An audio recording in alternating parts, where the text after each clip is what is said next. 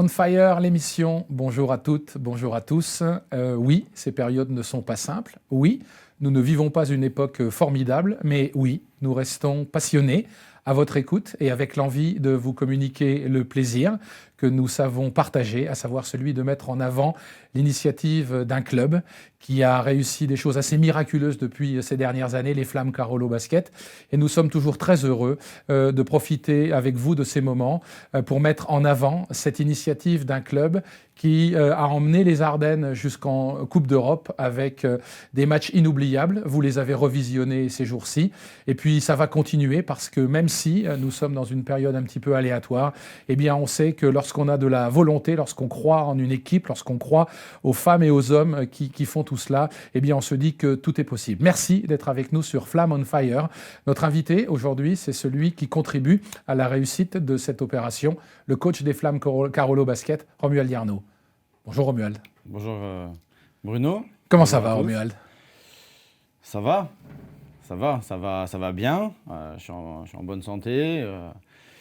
Voilà, après dans un contexte un petit peu particulier, voire très particulier.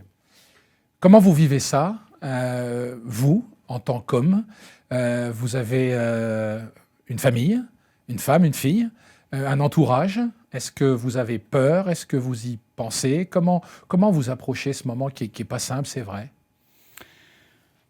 C'est plein d'assentiments qui se confrontent, c'est très particulier parce que on a le sentiment de vivre quelque chose de surnaturel et pourtant je crois qu'on a tous un rôle à jouer dans cette situation proprement dite pour en sortir, tout comme on a eu un rôle pour arriver jusque-là probablement. Je crois aussi que on entend beaucoup de choses, chacun est spécialiste de l'épidémie, chacun est spécialiste de plein de choses. Donc en fait, on est interféré par énormément d'informations qui sont inutiles. Je crois qu'il y a des professionnels, des gens compétents, il faut suivre cette voie-là. Là où c'est le plus délicat, c'est forcément, il y a une crainte. C'est pas de la peur, mais c'est de la crainte.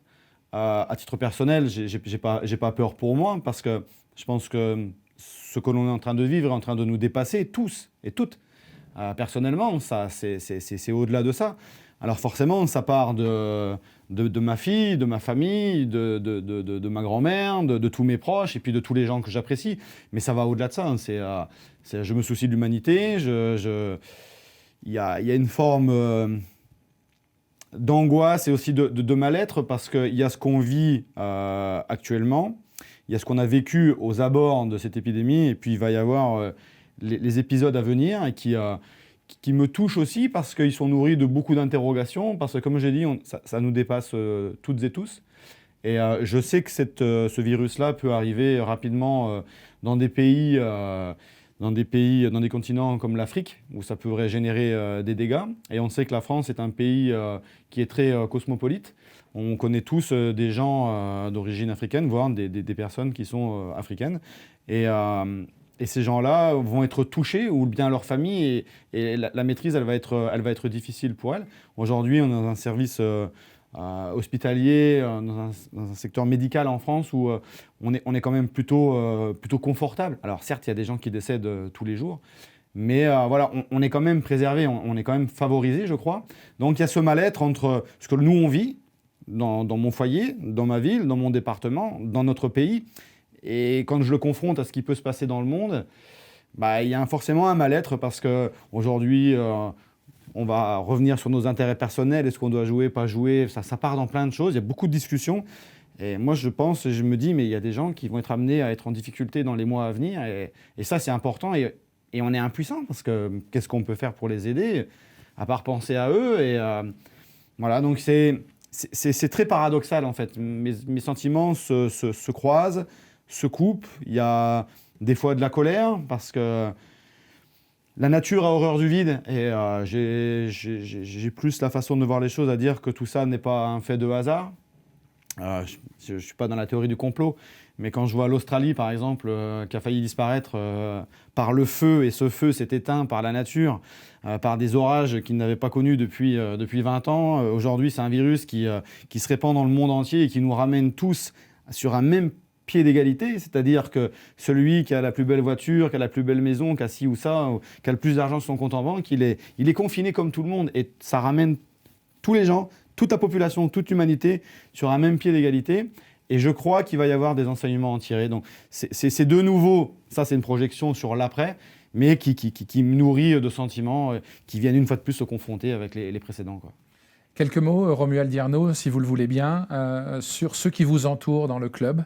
On pense aux bénévoles, on pense à votre équipe dirigeante, on pense à votre staff, on pense à vos joueuses, on pense à votre public également. Il n'y a pas si longtemps, la communion était totale à la Caisse d'Épargne Arena et ça fait des années que ça dure. Si vous aviez quelques bons tuyaux, quelques bons mots, quelques pensées à adresser à tous ceux qui gravitent et qui font le succès de ce club, Romuald Arnaud. Je dirais que déjà on pense à eux. On ne peut pas avoir tout le monde au téléphone, bien évidemment, parce que ça représente énormément de monde. J'ai envie de dire qu'il faut rester positif. Il ne faut pas être fataliste, il ne faut pas être anxieux. On est là où on a voulu aller. Nous avons tous construit un petit peu une part de ce qui est en train de se passer. Et on a encore le destin entre nos mains, puisqu'on va pouvoir décider de ce qui sera l'avenir. Donc, il faut rester positif. Il ne faut pas tomber dans une forme d'anxiété. Il ne faut pas dramatiser, il faut prendre conscience de ce qui est de cette situation-là, ce qui est important. Il faut comprendre qu'on est responsable de la sortie de cette épidémie. Donc il y a des gestes à assurer au quotidien. Il faut prendre soin les uns des autres, mais pas forcément que les membres de sa famille. Il ne faut pas s'arrêter là. Je pense qu'il faut être bienveillant avec tous les gens qui sont autour de nous, et notamment les gens les plus vulnérables. Et je pense notamment aux personnes âgées. Et je crois qu'on va rentrer dans une nouvelle ère. Et qu'il ne faut pas se sentir seul. On va tous s'entraider et c'est comme ça qu'on arrivera à s'en sortir. Et voilà, j'espère déjà que les gens ne vont pas être touchés par ce virus et qu'il n'y aura pas de décès près des gens qu'on connaît, mais on sait que forcément ça peut arriver. Mais voilà, il faut rester très positif, c'est très important. Bien manger, bien respirer, bien vivre. Même si on est confiné, on peut se... Et s'aimer. Ouais, s'aimer, on peut repartir sur des valeurs familiales. Faut en profiter. Il faut en profiter. Est-ce que votre mission, votre fonction, oserais-je dire votre passion de coach, vous aide dans ces moments difficiles? Est-ce que lorsque on a l'habitude de motiver, de gérer un groupe, on vit ces moments plus intensément, différemment, peut-être plus sensiblement?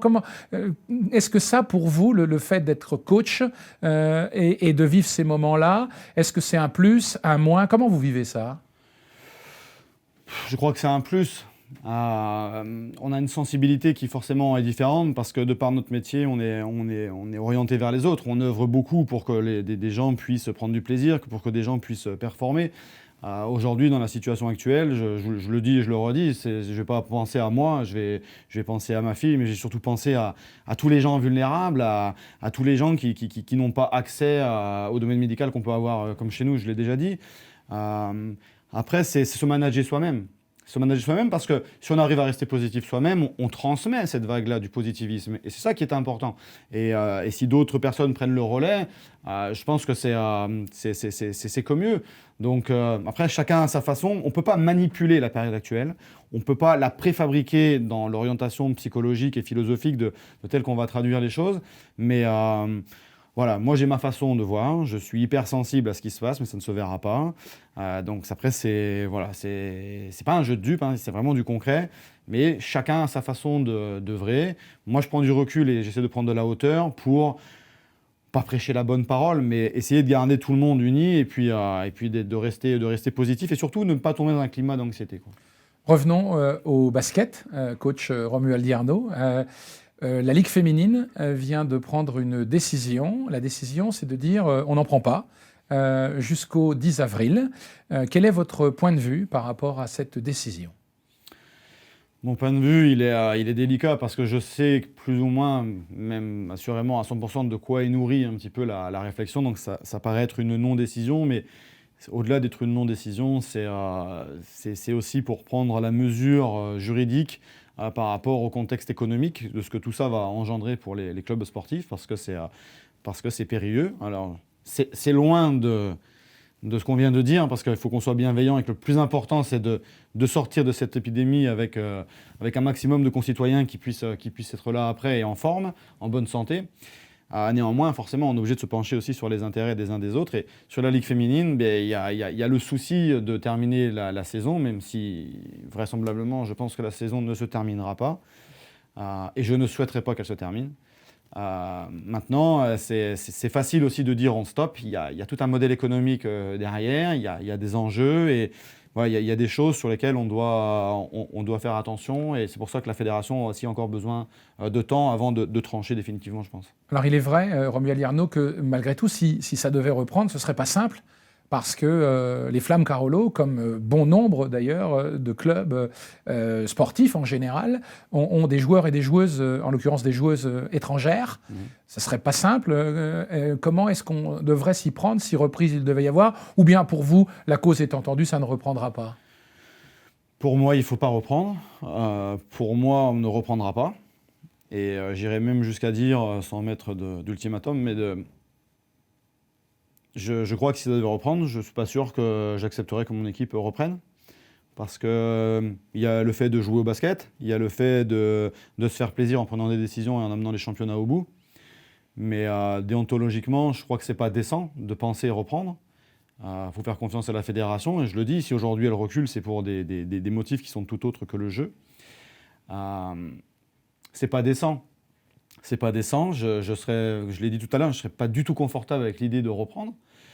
Pourquoi? Pour plusieurs raisons. Parce que, comme tu l'as dit Bruno, il y a les joueuses déjà sont parties, sont retournées chez elles, près des leurs, près de leurs proches, bien évidemment. Les faire revenir, déjà, ça me paraît être très compliqué pour des petits intérêts basketballistiques. Mais au-delà de ça, c'est reconfronter des bénévoles. Et aujourd'hui, les bénévoles sont des personnes qui sont dynamiques, mais qui sont aussi des personnes âgées. Donc, c'est les confronter aussi à quelque chose qui peut être dangereux pour leur santé. Parce qu'aujourd'hui, on est en train de parler de on rejoue pas, alors qu'on n'est encore pas au pic de l'épidémie. Et déontologiquement, je trouve ça totalement absurde. Maintenant, c'est dire aussi jouer peut-être sans le public. Et ce que nous, on pratique, c'est un événement, et c'est au-delà d'un sport, et ça doit être partagé. Maintenant, sur la scène mondiale, là où je dis c'est complètement impossible de reprendre à jouer, c'est qu'aujourd'hui, l'épidémie, elle est chez nous. Que peut-être, et je l'espère, dans un mois, elle va commencer à descendre, et ça sera peut-être tout doucement, ça glissera en étant derrière nous. Sauf que le problème, il va se déplacer. Le problème, il va se déplacer, et on l'a dit, ça va arriver sur des continents comme l'Afrique, ça va arriver sur des continents comme les Amériques, et qu'aujourd'hui, nos championnats sont nourris de joueuses qui sont soit africaines, soit d'origine africaine, soit américaines, et vous allez demander à ces gens-là de venir jouer chez vous, parce que la vague, elle est derrière vous, avec eux le souci que leur famille soit atteinte dans les... Mais attendez, l'humanité a besoin de s'entraider, il va falloir qu'on soit solidaire, on va avoir besoin d'aller aider certains pays. Comment on peut penser lancer un ballon et jouer un petit peu au basket, marquer des paniers, gagner un match, mais même si tu gagnes demain, tu n'es pas content de gagner parce que le problème, il n'est pas réglé. Donc je pense qu'au-delà de saison blanche ou je ne sais quoi, il faut cesser les activités sportives, il faut laisser les choses se terminer partout dans le monde et reprendre tous ensemble. La pratique du sport est quelque chose qui unit les gens, qui unit l'humanité, et il faut que tout le monde ait la possibilité de la vivre et de la pratiquer en même temps. Ce n'est pas le cas aujourd'hui, et très honnêtement, je crois qu'il faut être lucide. Il y a aucun intérêt. Et déontologiquement parlant, je le répète, c'est juste impossible de reprendre là où d'autres vont connaître ce qu'on est en train de vivre aujourd'hui. Et essayons pendant quelques instants, même si ce n'est pas simple, vous venez de le dire, Romuald Yarno, de faire fi de Covid-19 et d'essayer de revenir au basket, même si vous avez raison, ça n'est pas chose aisée. Dieu que vous maîtrisez à la Hitchcock le suspense en ce qui vous concerne. Un début de saison tumultueux, et le mot n'est pas faible, et puis une résurrection miraculeuse. Comment vous avez vécu ces moments? Parce que pour tous ceux qui aiment les Flammes Carolo Basket, eh bien, des tas de questions ont été posées. Le recrutement, qu'est-ce que cette organisation? Où va-t-on aller? Les Flammes seront-elles toujours en Ligue féminine? Et puis, finalement, on s'est rendu compte que vous avez tous ensemble remis, si j'ose dire, les pendules à l'heure. C'est un miracle, c'est du travail. Comment vous avez vécu ça? Et qu'est-ce qui fait que vous soyez passé du franchement moins bien à ce qu'on peut appeler l'Éden quasiment, Romuald Yarno? Quand les choses ne vont pas bien, s'il n'y a pas de motif précis, c'est hyper délicat. Aujourd'hui, comment je l'ai vécu? Relativement bien. Je ne peux pas dire que j'étais serein tout le temps, mais sur un niveau de sérénité qui restait quand même au-dessus de la norme, je pense. Je ne me suis pas inquiété, je me suis soucié. Je me suis préoccupé de la situation, c'est-à-dire que je ne l'ai pas occulté, j'ai fait face, je me suis rendu compte qu'il y avait des choses qui n'allaient pas. J'avais anticipé le fait qu'il allait y avoir des choses qui n'allaient pas aller. Maintenant, c'était comment mesurer combien de temps ça allait résonner dans le négatif avant de tomber sur le positif. Et ça, il faut le provoquer. C'est une saison qui va nous tirer, sur laquelle on va pouvoir tirer des enseignements, on pourra en parler après. Je crois que le point délicat, c'est pas le recrutement, mais ça peut l'être, hein, mais je ne crois pas que ce soit ça. Je ne crois pas que ce soit la qualité intrinsèque des joueuses, c'est un contexte. On s'est retrouvé dans un contexte de préparation qui a été très délicat. Et c'est là où on peut jouer le jeu de paradoxe, c'est-à-dire, ah oui, mais il fallait peut-être pas signer cette joueuse-là, bien sûr. Sauf que, par exemple, quand on prend Kim Mesdag, aujourd'hui, quand on la signe, il n'est pas du tout prévu qu'elle soit à Washington. Ensuite, quand elle est à Washington, c'est pas prévu qu'elle fasse partie forcément du roster qui allait faire la compétition de WNBA. Et puis, c'est encore moins prévu qu'elle aille jusqu'en finale. Donc, on a, par exemple, sur ce cas-là, une joueuse qui est inexistante dans la préparation, qui arrive, qui n'est pas au meilleur de sa forme, parce que dans le contexte américain, c'est pas une joueuse qui a été responsabilisée avec du temps de jeu. Donc, aujourd'hui, quand elle arrive, elle est en méforme. On a le contexte de Samuelsson, qui, même chose. On avait prévu qu'elle arrive à une certaine date sur la préparation de la saison, et elle arrivait beaucoup plus tard, puisqu'elle a été sélectionnée avec Team USA, chose qui n'était pas du tout concevable et prévue.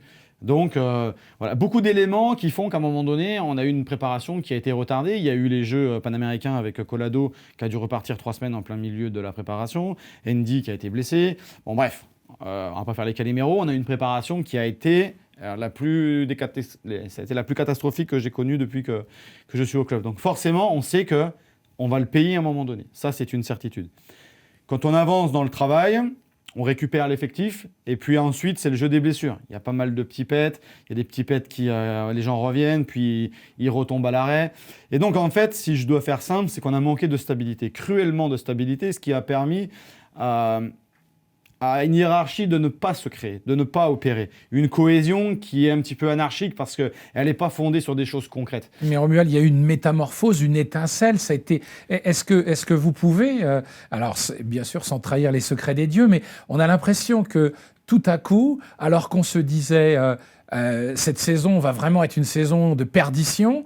On s'est dit, allez, alors que le ciel nous était tombé sur la tête d'un coup de baguette magique, finalement, tout s'estompe. C'est du travail, c'est du hasard, c'est une étincelle, c'est un événement, c'est un moment. Est-ce qu'on peut en savoir plus, coach Romuald Yarno ? C'est un peu tout lié, c'est un peu les deux. Il y a plusieurs éléments qui rentrent en ligne de compte. Il y a eu l'embrouglio autour de Samuelsson qui était quelque chose de catastrophique pour tout le monde et qui finalement, on l'a transformé comme quelque chose qui était positif puisqu'il y a eu l'arrivée de Shekele. Il y a eu l'arrivée aussi de Akator en remplacement de Collado qui était blessé jusqu'à la fin de saison. Et quand on a récupéré ces joueuses-là, il a commencé à y avoir une forme de stabilité. Chaque joueuse a trouvé sa complémentarité par rapport à l'autre. Il y a une hiérarchie qui s'est dégagée. C'est le moment où Andy Miem a commencé aussi à se sentir mieux dans le club, à se sentir mieux dans son basket. Voilà, elle a joué à un niveau qui était juste exceptionnel par moment. Nos meneuses ont commencé à collaborer. Et vous l'avez senti ce moment-là ? Bien sûr. Et ensuite, c'est là où on nous attendait le moins, sur lequel on a été capable d'être présent. Quand on a gagné La Roche, qui était 4e, quand on gagne Montpellier, qui au moment où on les joue, ils sont premiers. Et puis voilà, il y a une dynamique qui s'est créée. L'équipe a commencé à prendre conscience de ce qu'elle était capable de produire. Donc à l'entraînement, et puis ensuite sur les matchs, une fois que la dynamique elle s'est mise en place. Voilà, après, il faut arriver à la maintenir, il faut arriver à la faire perdurer, ce qui n'est pas forcément évident. On avait un effectif qui était bien moins de qualité que ce qu'on avait prévu en début d'année, mais qui a bien mieux fonctionné. Donc c'est là où je dis qu'il va falloir en tirer les enseignements pour la suite et comprendre comment fonctionne l'humain dans son interaction collective. Mais accordez-nous, Romuald Yarno, de l'étonnement. Comment est-ce que le début de saison peut être aussi tumultueux ?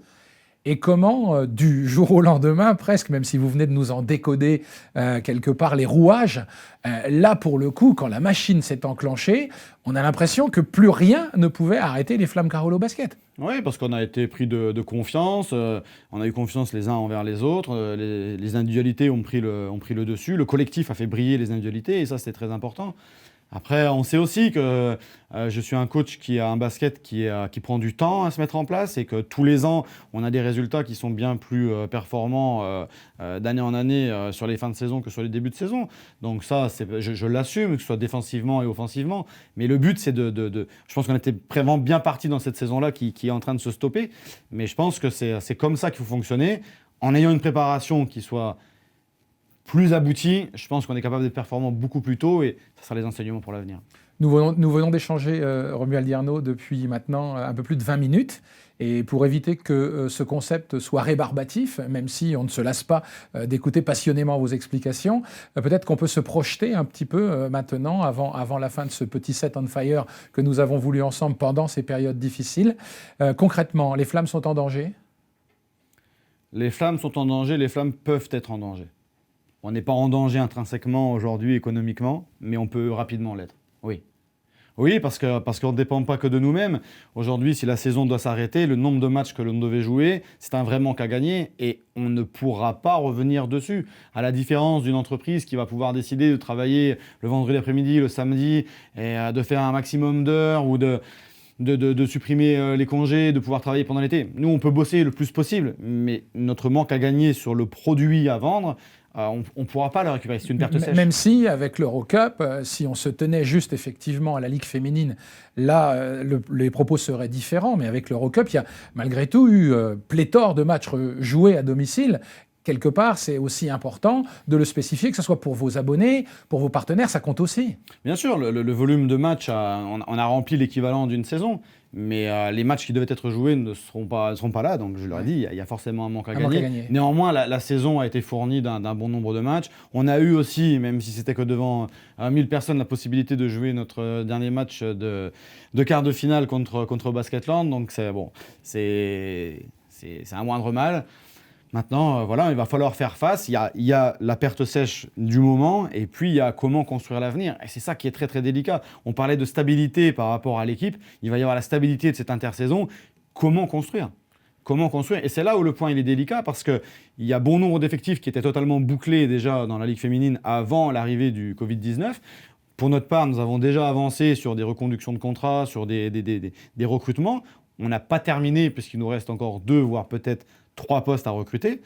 Mais aujourd'hui, la question, c'est de quoi va être nourri notre budget parce que nos partenaires sont des gens qui subissent aussi la période actuelle et on va avoir besoin d'eux. Et voilà, on est dans beaucoup d'interrogations. C'est ce qui fait qu'à un moment donné, on peut vraiment être en grande difficulté. Et c'est un produit ardennais qui pourrait être atteint. De là à disparaître, je ne crois pas, mais il faut être méfiant. En résumé, Romuald Yarno, est-ce qu'on peut se dire Flammes sous surveillance, mais pas en péril, et on continue, malgré tout, vous continuez à vous projeter et à dessiner ce que seront les Flammes Carolo Basket pour la saison prochaine. C'est à peu près ça? Est-ce qu'on a résumé décemment? C'est ça, on est dans une partie de poker.